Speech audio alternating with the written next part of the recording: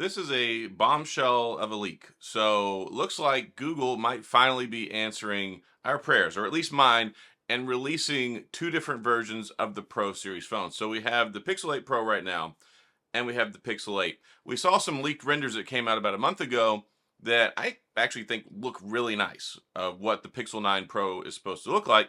But we got some new leaks today from somebody who's actually got a lot of credibility, and it looks like they're going to have three phones, possibly. I mean, we won't know this until later on. Probably we'll find out for sure in May during the Google I/O developer convention. But yeah, we might be getting three phones, and that means that we'll be having a regular Pixel 9, which, according to the CAD renders that leaked out, the Pixel 9 will be very similar to the Pixel 8, but it'll have about a 6-inch screen.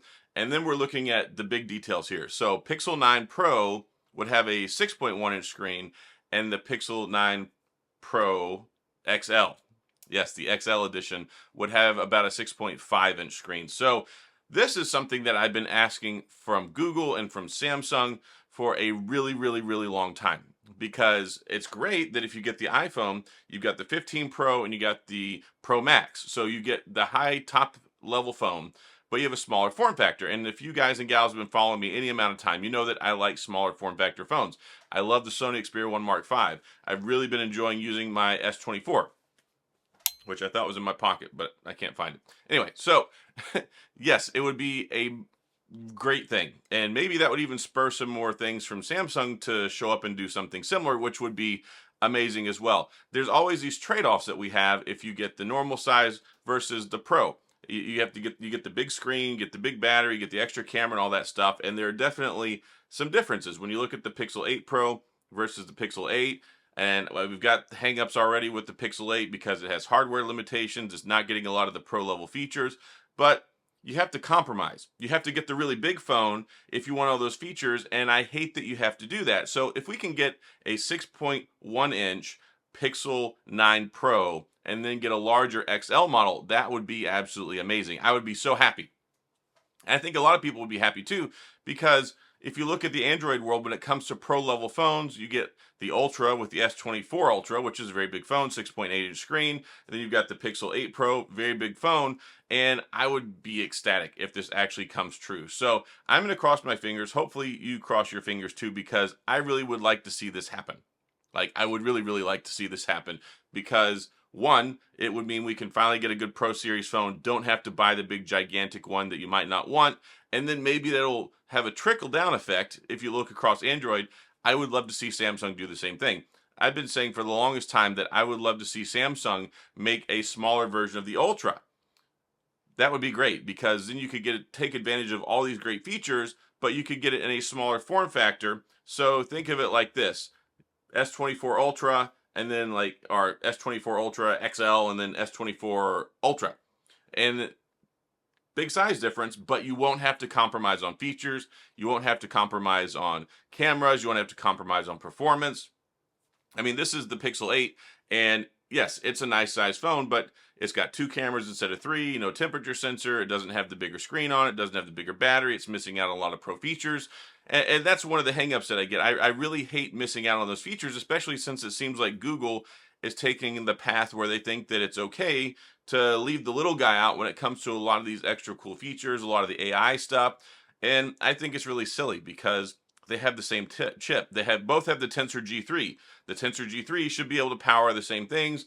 Likely the limitation is that the Pixel 8 has 8 gigs of RAM instead of 12, but then again, you look over at the S24 and it has 8 gigs of RAM and it can handle the AI features. I know there's big differences between the chipsets. The S24 Ultra, the S24, they have the Snapdragon 8 Generation 3 versus the Tensor G3.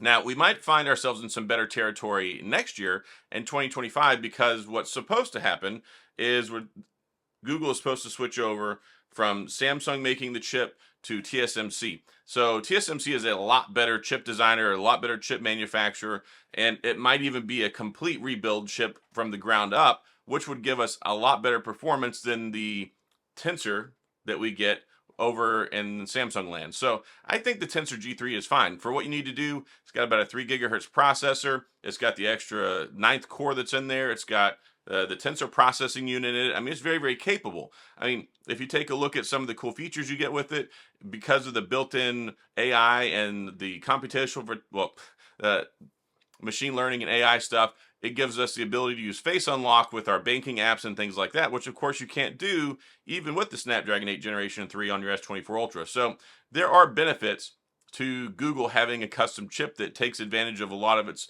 know-how when it comes to machine learning, AI, and security and different things like that. So I think this is a great path forward. I think that this could revolutionize a lot whenever it comes to the flagship level phone conversation, because there's a lot of people that don't like the massive phones. And I really like the regular Pro series. The problem that I have with the iPhone 15 Pro and the iPhone 14 Pro, I love the size, love the form factor. The issue is the battery. Like, there are compromises you make in the battery department, but you also have a little bit smaller screen. There are some trade-offs, so it shouldn't use as much power on a day-to-day basis for absolutely everything. But if you saw my videos before when it came to the iPhone 15 Pro versus the Pro Max, I bought both of them. And I started off with the Pro, and I really liked it, but the battery life was just garbage. Like, the battery life was straight garbage. It was dying.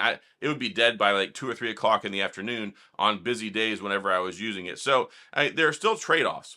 When you take a look at the conversation from, okay, big phone versus small phone, but you don't have those hardware limitations whenever it comes to all the extras, all the bells and whistles, the Pro Series stuff that you really expect when you pay a lot of money for a phone, and you don't want to have to compromise. So I'm really excited about it, and hopefully you guys are excited about it too.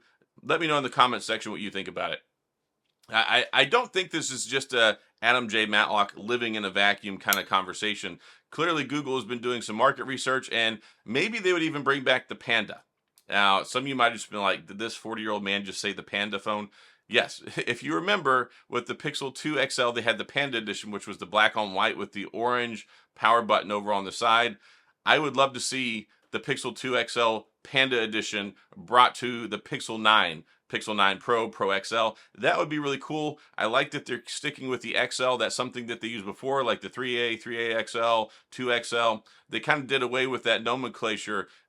I think the Pixel 4 XL was the last one that did it. Yeah, the Pixel 4 XL was the last one, but the XL always had some better things going for it. It was the Pro Series version of the phone, and extra large, extra benefits, extra hardware stuff. But to have a Pro and then a Pro XL, I think would be like momentous. That would be a really, really good thing. So let me know what you think in the comment section.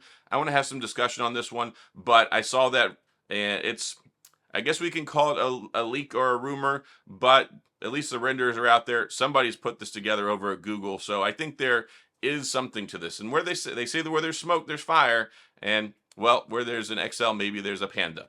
So it'll be interesting to see. Likely what'll happen is Google will show it off at Google I/O. They can't help themselves. They always announce these things early, which I do give them. I criticize them.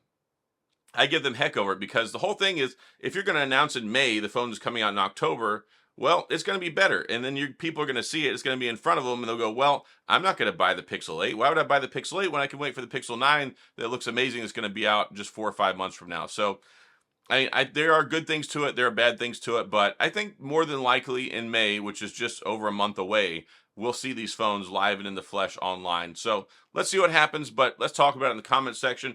As always, if you enjoyed the video, if you like the Pixel content, you're in the right place. I cover them extensively. I like the Pixel platform. Hit the like and the subscribe button and the little notification bell if you want updates when new videos come out. And as always, thanks for being here. I appreciate you watching, and I'll see you guys next time.